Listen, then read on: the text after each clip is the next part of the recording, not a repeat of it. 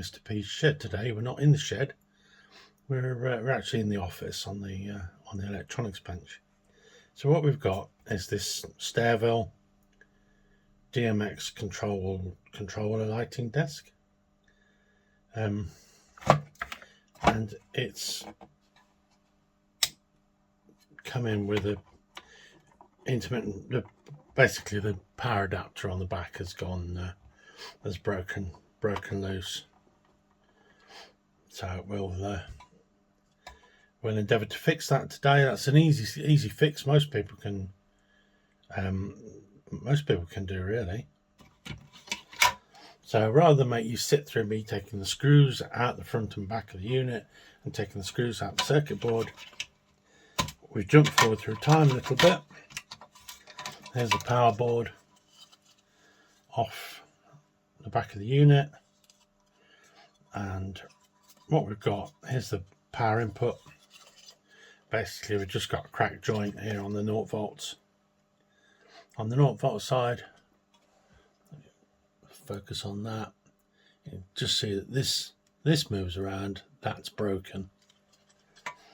So all we need to do really with that is just resolder it. Soldering is not a difficult prospect. A lot of people say, "Oh, I can't solder. I can't do that." It's not difficult if you just follow some practical steps and practice. I've got some good quality branded solder. Loctite it is. Loctite resin core. Quite fine solder. I've also got a tip cleaner.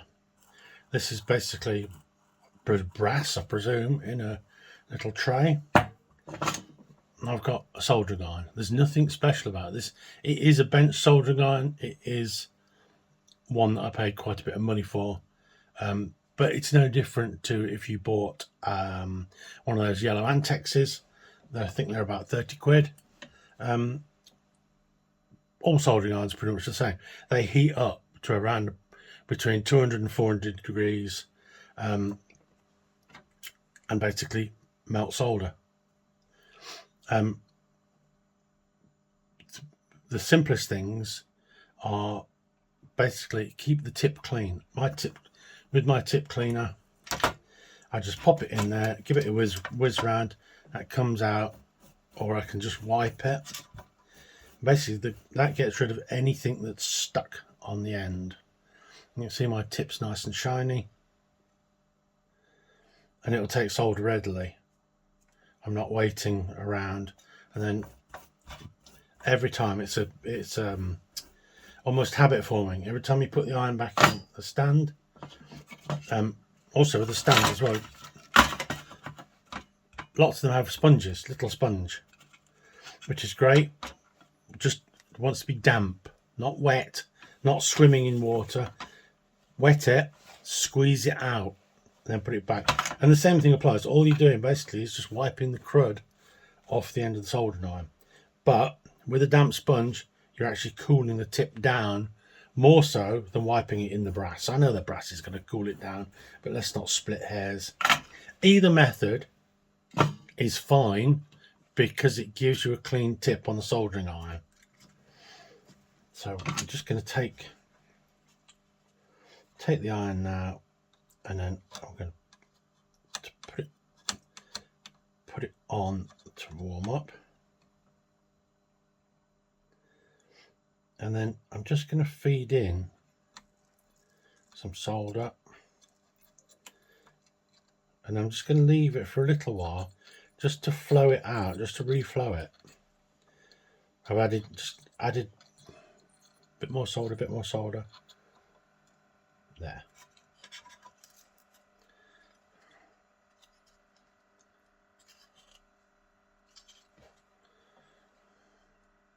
That's good. Happy with that. Now, because that area broke free, I'm just going to go over the others. It's not costing me anything, not hurting anything. Just in case they're cracked but haven't quite gone through yet. I don't want to be revisiting this in a couple of weeks' time or if it was out on a job or something. Everything else looks pretty good. Everything else looks fine. It's just where connectors have been plugged in. I might just reflow the actual DMX connections as well.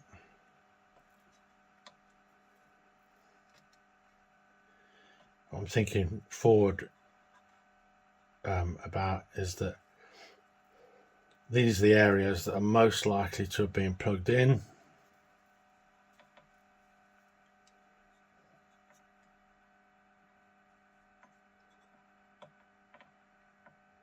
And most likely to be under stress or strain.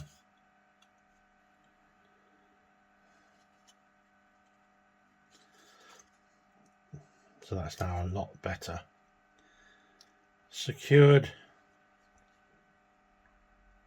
I'm happy with that. Now,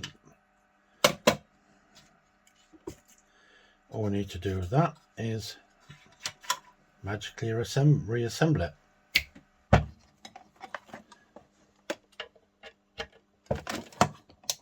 Perfect.